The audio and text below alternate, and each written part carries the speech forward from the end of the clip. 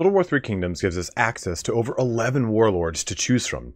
Begin our conquest of China. From governors to famous generals, notorious outlaws, and the infamous Yellow Turbans, there's plenty of ways to have a unique experience in Three Kingdoms. But those unique experiences sometimes create barriers that make it harder to understand every warlord. In this video, I'm going to focus on these seven warlords that have their own unique currency. At the end of this video, we can quickly sum up the remaining 5 or so warlords through the warlord selection screen, but outside of their unique buildings and units, the mechanics of those campaigns will play relatively similar. The things that will make those campaigns challenging is their starting location and what their starting commanderies grant them access to. Let's start with my favorite character on the list, the Tiger of Jingzhong. Our first character, of course, will be Sun Jian. And to go through some things quickly here, you can always see in the faction summary what things make this character unique. Decreases unit recruitment and upkeep costs from heroism, his actual unique resource. Increases satisfaction of characters, and it's gained from military conflicts. Pretty easy, pretty straightforward. But you also get access to mercenaries. In addition, mercenary captain retinues. Now, Sun Jian is one of 2 characters, the other one being Yuan Shao, that gets access to captain retinues, and I'll show you what those are in a little bit. Also, he gets his unique building, the Mercenary Outpost. Again, show you what that is. So, any unique faction currency will be right here, right below all your little buttons. If you're looking at like Gongsun Zan, he won't have that, it's not present.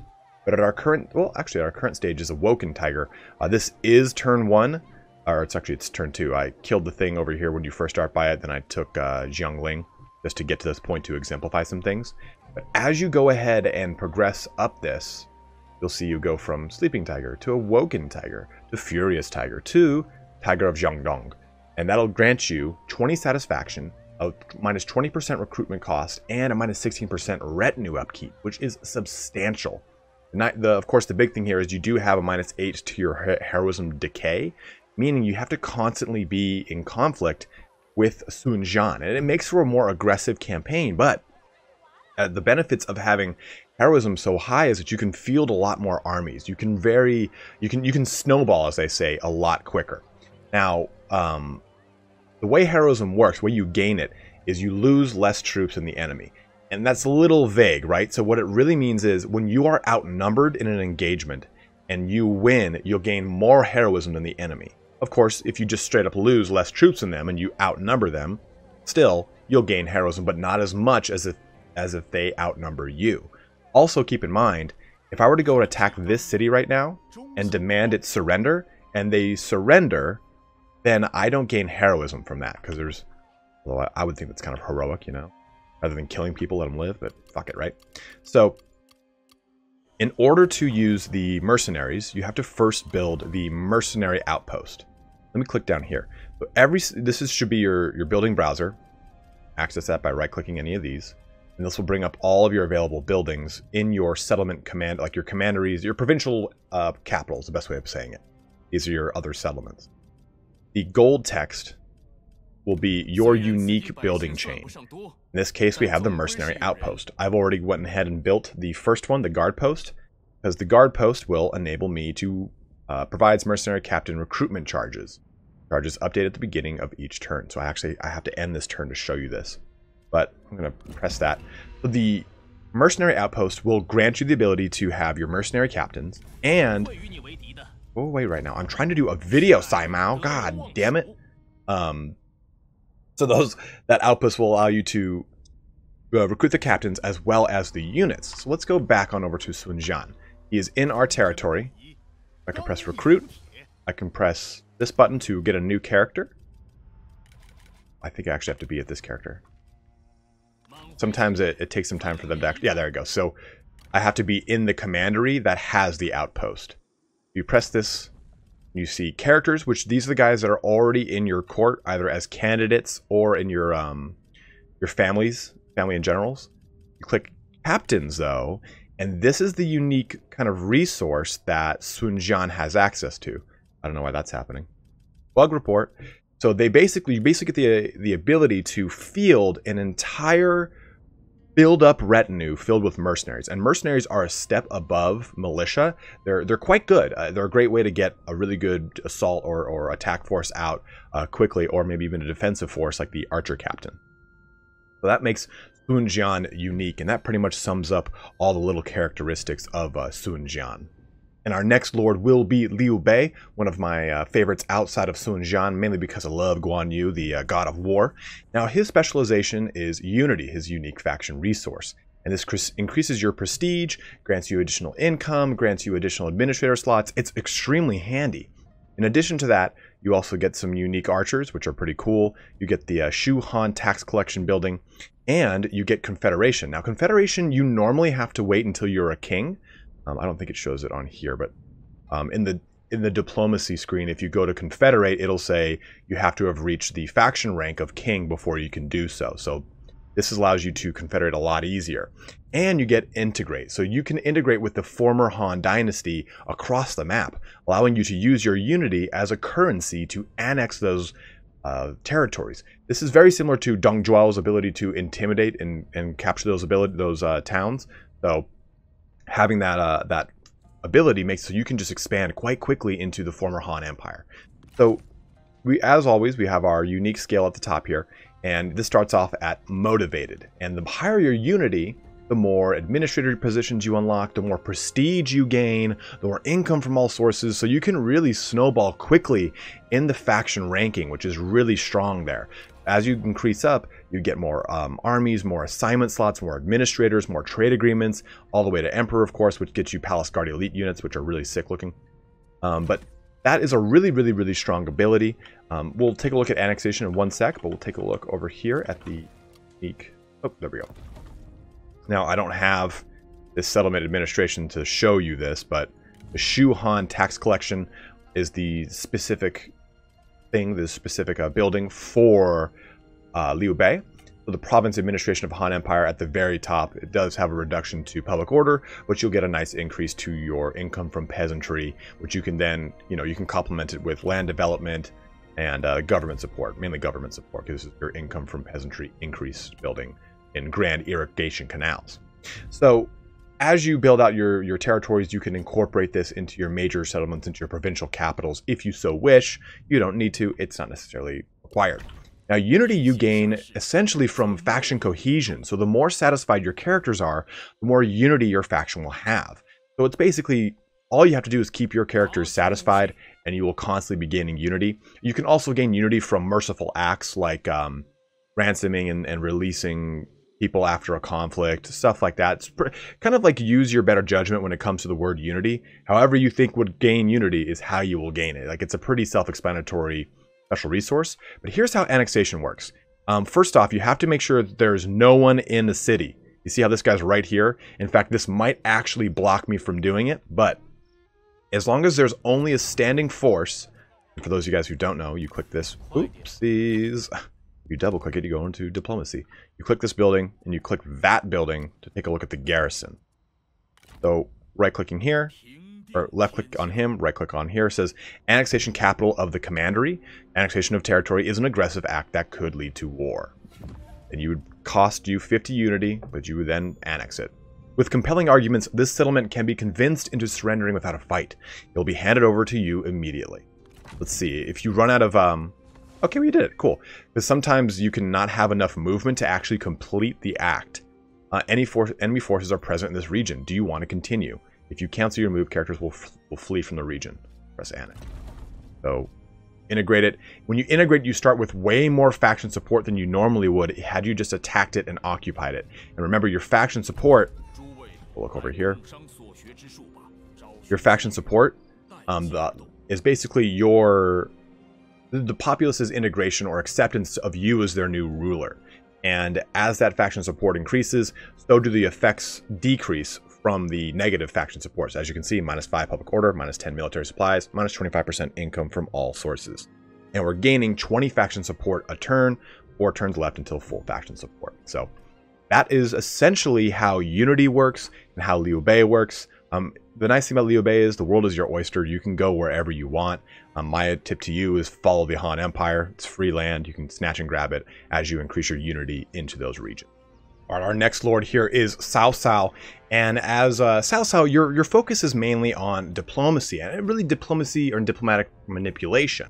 His special unique faction resource is credibility. This allows him to incite proxy wars, influence diplomatic relations in the same sense as if you've played Total War Warhammer 2, the High Elves have their intrigue and court ability. It's very similar, if not pretty much exactly the same. Now, credibility does recover on its own over time. You just, as you play, it will recover.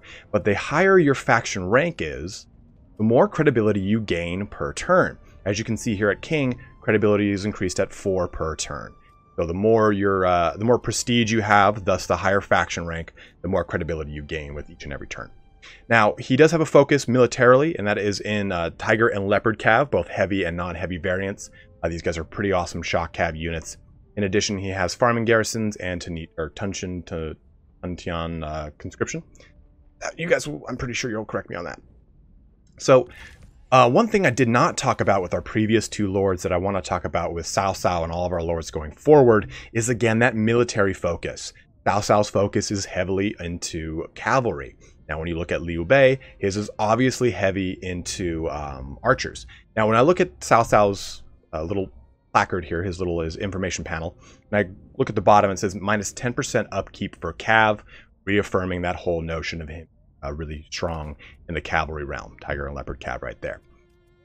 Now, the way credibility works is, we've talked about how it recovers, and as you can see, the higher your credibility is, the less recovery you get per turn. So obviously, it encourages you to use more of it, with Admirable being the largest bracket, in which case you will recover only 2 per turn, and then your Unexceptional being the lowest per turn. But you use this in the diplomacy screen.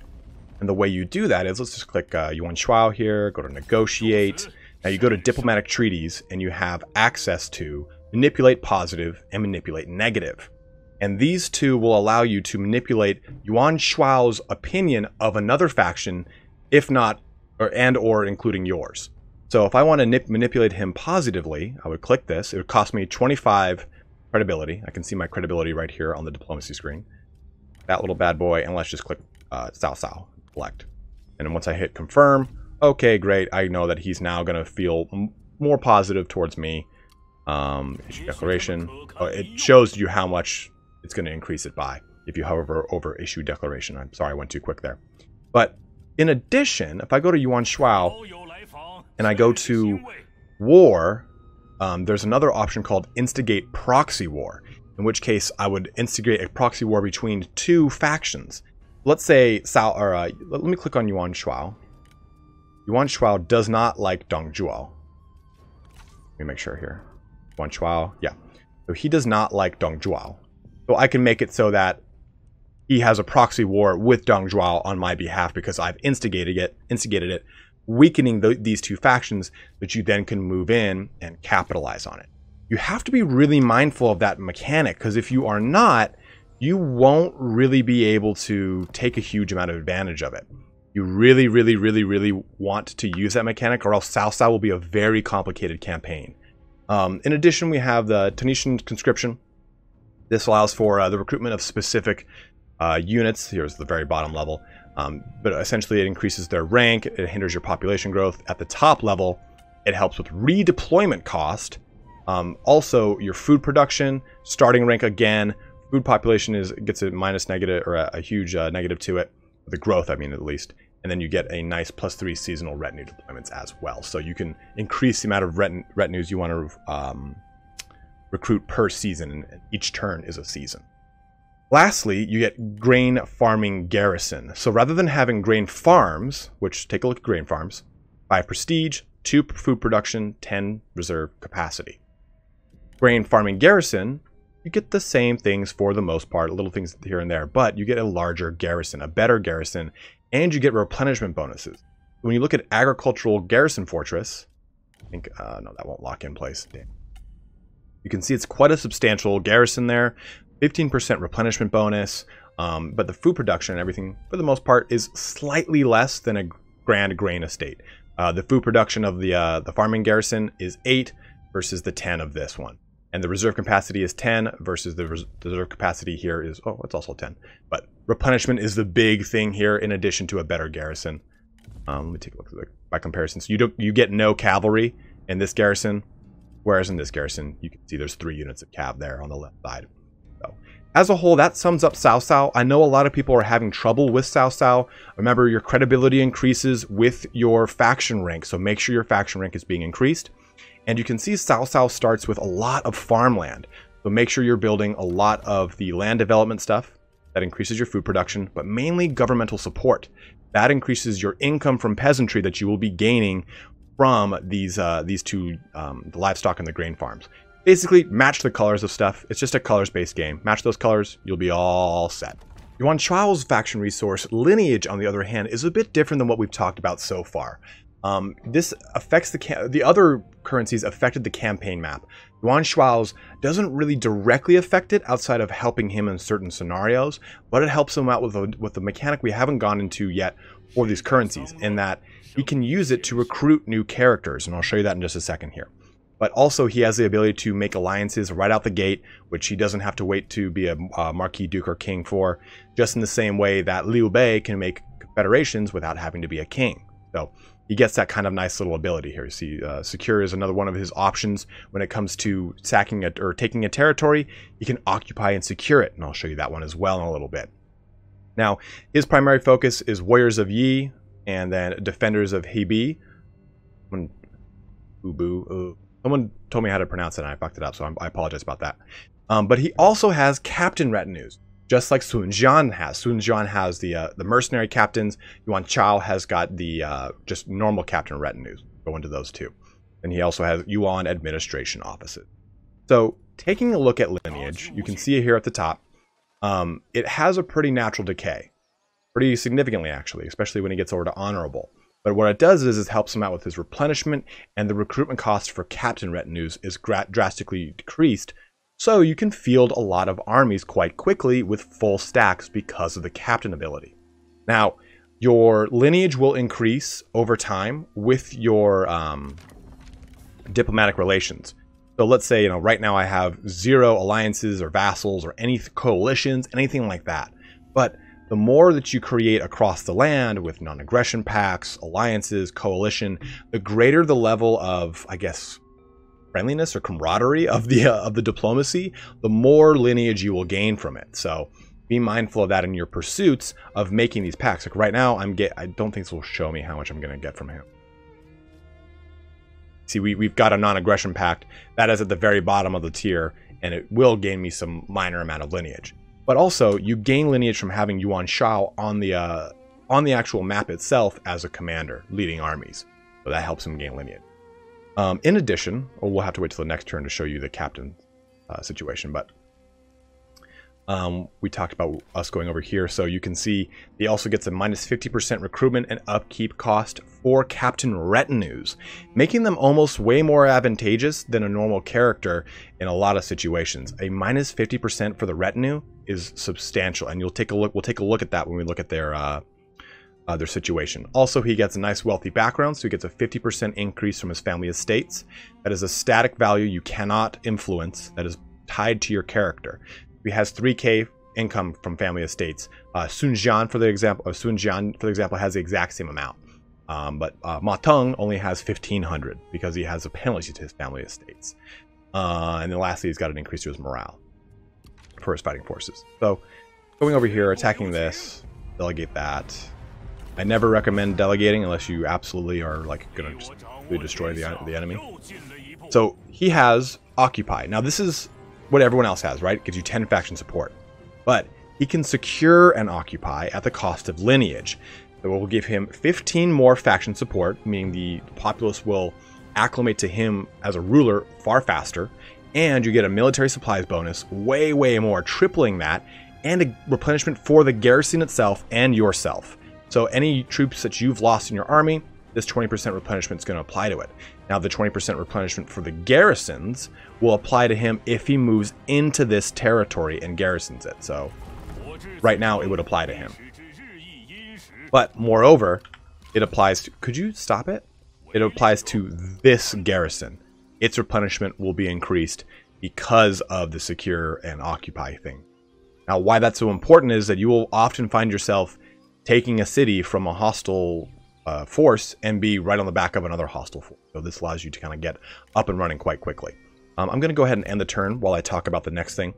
So every other faction, in order to put characters from the candidate pool into your family in general or your court, you have to recruit them. That more often than not will cost you 1,000 copper. Well, gold if you want. It was copper at the time. So if I click court here, though, you can see that this cost me 10 lineage, which is nice. It's good. It's a double-edged sword, though. You don't want to be going crazy here buying all these candidates up, because if you have an abundance of lineage, great, go for it. But you might be knocking yourself down a tier for 10 lineage to buy a character. So you have to be, again, mindful of this currency just as much as you would for gold or copper. But you cannot use copper to recruit. You only can use lineage to recruit this guy. So I'd press recruit and went from 28 to 18. Now, the last little thing I want to go into here before we talk about the buildings is this little button says, see, Captain Retinue is available. Click here. Once you click recruit, click here to bring a new character. And again, just like Sun Jian, you can see all the characters here, the captains, and there we go. Oops. You've got your Jian infantry captains, and this is the focus of each and every one of these, right? Lance Cav. Okay, well, here's a bunch of Lance Cav. G infantry. Here's a bunch of spear warriors. So you can choose the captain that best kind of suits your needs from your local levies. Now, you can see the upkeep cost for this guy. I'm not sure if this is indicative, so let's go ahead and indicative of the bonuses Yuan Shuao has. So let's go ahead. The upkeep cost for him is 378. His recruitment cost would otherwise be double this, right? Because 50%. Or whoopsie, I'm sorry, 50%. So it'd be 50% more than this. So 378. Press this button. So yeah, his upkeep cost is drastically different. It should... Usually when you hover over the character, it'll show you the total amount of salary and upkeep for the character. This is just showing me the individual, so you can see these guys are not going to cost me as much overall because of Yuan Shuao being in my military. But that's how you use the Captain Retinues. I know a lot of people are having trouble with that. Lastly, let's take a look at Yuan Administration offices. Typically, these things will either add or replace a whole line of buildings on your building options, the unique building chains, that is. So you can see here, this replaces the normal public order building line.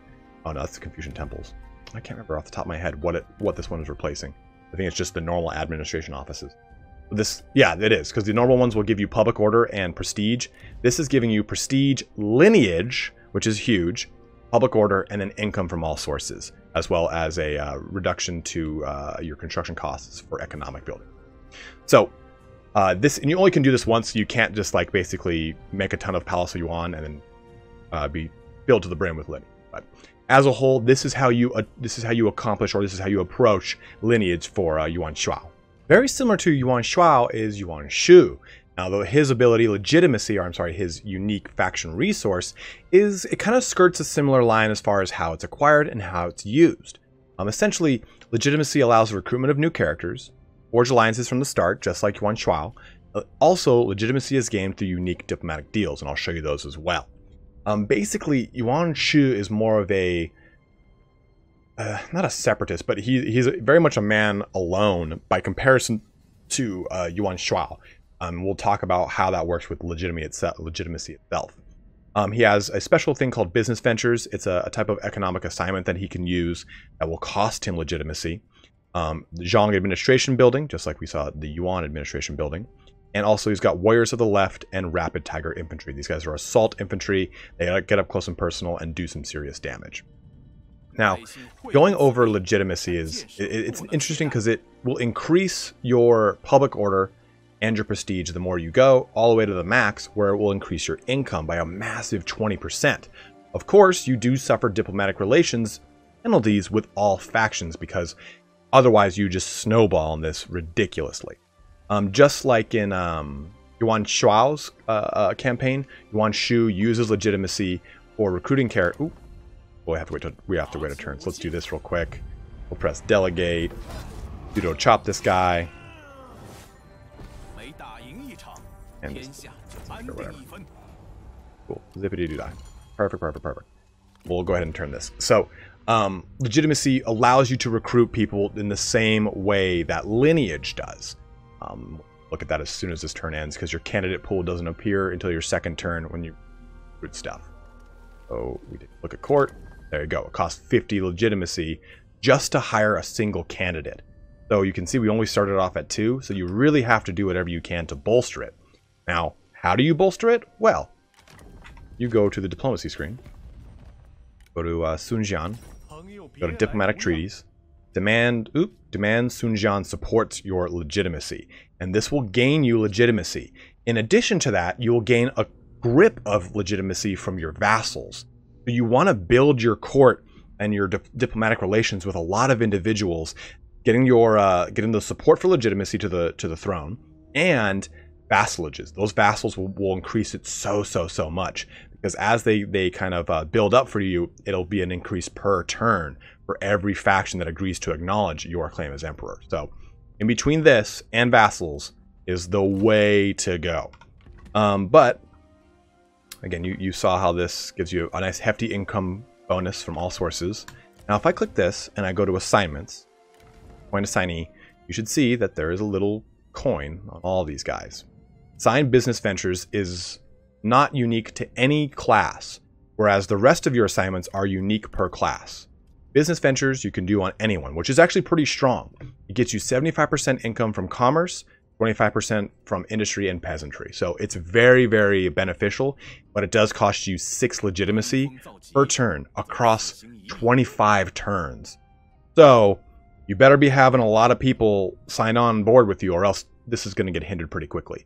But you can see just getting the securing legitimacy from one person can negate the penalty of this pretty rapidly. So it allows you to kind of get a good traction under your feet with making sure that you can constantly have business ventures being run to increase your income. Also, I did not do the thing I said I would do with other character. So with this guy, you're going to get a wealthy background, of course, but you also get income from commerce and industry, 25% increase faction-wide. So obviously you're going to be bankrolling very heavily with Yuan Shu. In addition, 15 undercover network costs for enemy spies. And it's going to be harder for them to spy on you. Undercover network is the thing that's passively being built for all spies, while cover is the one that is unique to every spy that is out there. And I think that's... the building. Stupid. And there you are. Zhang Administration building. All the way at the top here will reduce your legitimacy per turn, but a massive 60% income from all sources, versus I think the Yuan Administration building was 50, and I think the default one is either 20 or 40. I can't remember off the top of my head. But again, your economic building construction cost is reduced by 15%. But really the big thing here with Yuan Shu is focusing on your commerce buildings. You have such a huge bonus to your commerce. The game's even telling you right here. Yeah, hey, here we gave you a commerce building to start off with. Stack commerce. Mines, I can't remember if that's commerce or another income source. I can't remember off the top of my head. I'm pretty sure it's commerce. No, it might be industry. I think all mines are industry. I can't recall right now. But stacking that commerce, using those assignments like business ventures are really going to help you steamroll a lot of your income for Yuan Shu. Jingzhong is a very different character from everyone we've talked about so far because she is our first outlaw. As an outlaw, she has even different faction ranks: outlaw, raider, bandit leader, bandit queen to empress. And also, she has a unique resource that is vastly different: infamy. I cannot stress enough how Jingzhong's main focus is aggression. Infamy allows for her to increase in prestige, experience, satisfaction, morale, even the tributaries amount. We'll go into those as well. But it decreases rapidly over time the more infamous you become, forcing you to be a lot more aggressive. But she has the tribute halls, and then bandit lairs, as well as the Fist of the Bandit Queen and her hidden axes. The tier 2, this is the tier 1. Now, taking a look at Jingzhong, hovering over here, she musters a lot quicker, -1 mustering per turn, which is quite nice.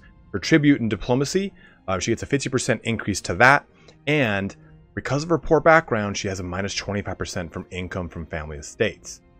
Hovering over there, 1.5k, very similar to Ma Teng. Now, when we take a look at diplomacy, what am I thinking of? We click on, I'll click on Dongju. Negotiate, go to diplomatic treaties. We have request tribute.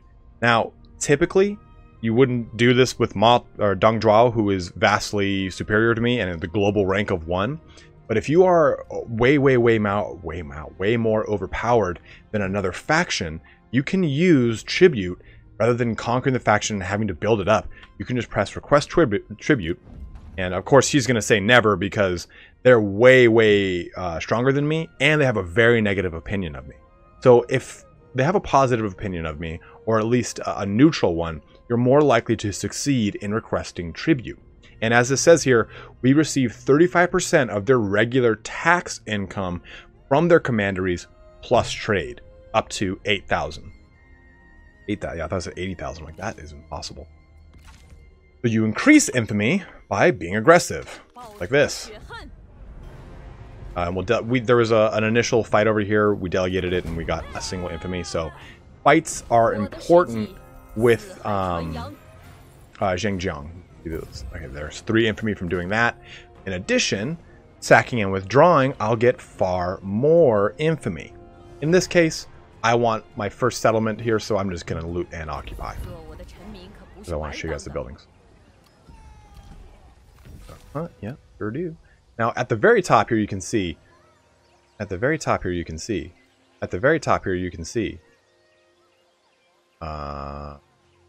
usually happen. This is my first time. Oh, okay. So, Infamy Legendary, 200 prestige from being legendary, which is awesome. Really ramps it up to becoming Empress quite quickly. In addition, she has a massive decay and a 30 diplomatic relations with all factions penalty. Now, we saw how that affects your tribute. So basically, you'd want to be using your infamy as fast as possible. Try and keep your infamy in a balanced level. If you already have established tribute with people, though, you're going to get a 150% tribute bonus, which is huge, and a satisfaction bonus to all of your court. Now, this does enable Unbreakable, but I think that happens at the 3rd one. No, so this being dreaded makes so all of your units are unbreakable. I mean, they'll fight without running away from leadership issues, which is quite nice. Because like I said, her big thing is about replenishment, recruitment, mustering. You want to get those down as fast as possible, because if you don't, you cannot be aggressive. If for those of you guys who have played this game, you know how long it can take to rebuild this. Like taking a look at this guy, it takes 6 turns to be fully replenished. That's horse hockey. So you really need to make sure you're getting in engagements where you are outnumbering the opponent, or you're ambushing, or you're just in a better engagement overall because your troops are better. Whatever makes it so that you don't have to spend so much time replenishing. The less aggressive you are as Jingzhong, the more you suffer for it. Oops, go ahead and repair those. Matter, I guess, right? So she gets an additional building in her agricultural buildings called Bandit Stronghold. Now this has a massive upkeep towards the latter portion of it, but minus 25% income reduction by banditry, which can occur a lot because I believe she has a special stance. We'll take that in a second. And then 10% replenishment bonus as well. Remember what I said, you want that replenishment to be as high as possible. Now, she also has tribute halls. This replaces the typical hall here. Now this increases the the tribute from diplomacy pretty substantially. So that's pretty nice and juicy there. I thought that her ambush stance did banditry. I might be wrong in that. I may or may not have been playing a lot of different builds of this game. So as a whole, though, Jingzhong is again be about aggression. Focusing your bonuses on staying mobile is key. You know, replenishment, recruitment costs, mustering time, military supplies will all lead to your army being far more aggressive and far more mobile on the battlefield. And what video on the unique resources of other factions would be complete without the big Dong himself, Dongju? So let's talk about Intimidation. Now, Intimidation is a pretty unique resource in that it deals with so many different factors this time around. It's a combination of a lot of other ones that we've seen so far. So it influences public order and corruption. It's spent on diplomatic coercion, very similar to what we see with Manipulate. Or I'm sorry, not Manipulate. Credibility, and then increases when raising settlements, and we'll talk about that a little bit because there's 2 different routes that can work, and decreases when promoting characters. This is the first and only resource that you would use in promoting characters. Intimidation decreases over time as well, or it doesn't say it here, or if you lose battles. So the two big things for him are Shock Cav, Heavy Jialing Cavalry. He has his Enforced Conscriptions. He can also raise things completely to the ground rather than sack and withdraw. No other faction can raise, they can just sack and withdraw. In addition, he lastly has Coerce. Now, taking a look at him, look how forceful he is in the battlefield. Very mean looking. So here's our meter for it: Intimidation, Insignificant, that's menacing, all the way up to overwhelming. So obviously you get a massive increase to your public order and a good bonus to the reduction of corruption throughout your lands. But you do suffer a intimidation decay, as you do with all of these, right? They always have that kind of decay factor in them, so that decay factor. So taking a look at Chang'an, we'll take a look at the buildings first. Enforced Conscription here. So this all the way to the top here. It allows you to increase your mustering at a -2 per turn. Allows you to recruit more seasonal retinue per turn as well. You do suffer a population growth penalty, but you also get a bonus to redeployment cost, public order, and starting rank for all recruits. Government buildings also get their cost reduction at 15%. And let's look at the big boy himself. Look at that. Look at the Girth Brooks here. So wealthy background plus 50% income. So put him at a 3K. Family estates. And then he also has -1 mustering time per turns, meaning he can bring armies to the fore a lot quicker. Mustering is, of course, when you recruit a brand new unit. Replenishment is different than mustering. Also, +6 morale when attacking. Also has +1 resilience. I've not talked about resilience much, but resilience is basically, rather than dying, they get this becomes like X'd out. And once they recover their resilience, they won't die. If this gets X'd out and the resilience is low, they can die. So that's how that really works. So typically, if you see yourself fighting an army and resilience, and you kill that army, and it's got a legendary character in it like this, legendary character will stay alive even though he was killed on the battle map. He will then come back because of resilience. If you get killed again immediately, he does die after that, like killed again in the next battle. So bring up diplomacy. Oh, jeez, Christ, I forgot you can see everyone. Let's just click Matong. Negotiate. Diplomatic treaties. So you can use Coerce to basically, like, let's say, Vassalize. God, I wouldn't be able to do it. Basically, you can use coercion to, in the same way you would use it for adding in an ancillary, right? To kind of help out with your, let me just go trade territory. Give me something. Give me anything you've got. There, give me your silk trader. Okay, this could work. Yeah, see, I can basically coerce him into it, and then add an ancillary in here and make it work somewhere or another. Here, just put this on there. Trade. Trade. Doing whatever I can to just put this all the way to full. So you see, I've coerced him basically into giving me this territory and throwing in a couple of things to sweeten the pot. So coerce is an ability that you would essentially use just like you would give things to sweeten the deal of a negotiation. But you can do this negatively, of course. Like, I can do this to coerce him into becoming my vassal, or coerce him into signing an alliance or joining a military coalition or alliance. So you can use this pretty awesomely, and you can see that it costs, I think it was 25? Negotiate. Yeah, 30 coercion, 30 intimidation just to get that done. And if I click on this character, right click him, this is of course his title rank, his position rank. And rather than using gold, or I'm sorry, copper to promote him, I would use intimidation. Click this button. I've got a lot of intimidation. 16. Oh, bro, I got 69 intimidation. Boom. Promoted him to court officer. I can use another 10. Do it if I want, but this brings it down to 61.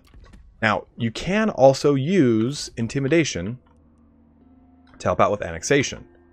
Let me see, where's the closest Han thing? We have to get close to it. See, if you hover over it, annexation is available to us. And I can use, cost 5,000 gold, and I'll gain 8 intimidation to annex. Now, alternatively, you also gain intimidation when you raise buildings. You gain more from raising than you do from annexing, obviously, right? I mean, people are going to fear someone who just completely destroyed a city. But you do have to be mindful, though, because if you lose battles as Dongju, you do lose intimidation. So that is a pretty pivotal thing. You want to get in overwhelming engagements where you have the upper hand. That's why he can muster so quickly. That's why he's got good deployment costs and reduction and stuff like that across the board. So when you're playing as the Dong, ownership. So as you're playing as the Dong, you're gonna get on a fight on all ends. So you use your coercion, your intimidation to shut down certain wars that you know are really gonna just pull you in a direction you want to be. So when the time comes and people all go to war with you, all right, with Dongju, I'm probably gonna shut that war down. Okay, or well, actually, he's a Yellow Turban Rebellion. So let's just say Zhang Lu. I don't want to go run down here and fight Zhang Lu. I know I have to deal with Yuan Shu and with Liu Biao. I'm not going to want to deal with it. So you can use coercion to shut down that war by forcing a peace treaty. So use your coercion to your best advantage, especially when you're surrounded on all sides by enemies. For the most part, though, your economy, you can really annex the things that are going to help you the most. Ma Teng is in good standing with you.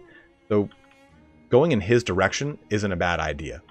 If Dongju going this direction towards people that are all going to hate you, which are all over here. This is the coalition that was fighting you to begin with before this point in history. They're all not going to like you. So going this way, you've got more friends and you've got less resistance and you've got your back to the ocean with no natural enemies. If I was doing a Dongju campaign, this would be the way I'd expand and shore up my defenses over here. But as a whole, that is how you play the Mighty Dong. That sums up our video today, guys, on all of the unique currencies that you would find across the many warlords of Total War 3 Kingdoms. We didn't go into the Yellow Turbans, and we didn't go into Trade Monopoly, but those, for the most part, there's nothing overly special or crazy about them. Playing their campaign, they increase. There's no, like, where you have to really, really, really focus. It's just kind of a natural progression for them, especially the Trade Monopolies of Kongrong.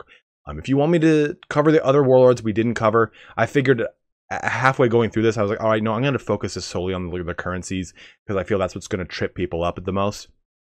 Let me know. I can do like a 2, 3, 4 minute video on each one of those other warlords saying, hey, here's what I would build. This is where I would focus my direction on expanding, similar to how I did with a lot of these other guys. But thank you so much for watching here today, guys. If you have any questions, as always, please feel free to let me know. If you press F1 and right-click those little dialog boxes, I'll be right there to give you the same exact information I just gave you right now. But as always, guys, thanks so much for watching here today. Have a good one, and take care.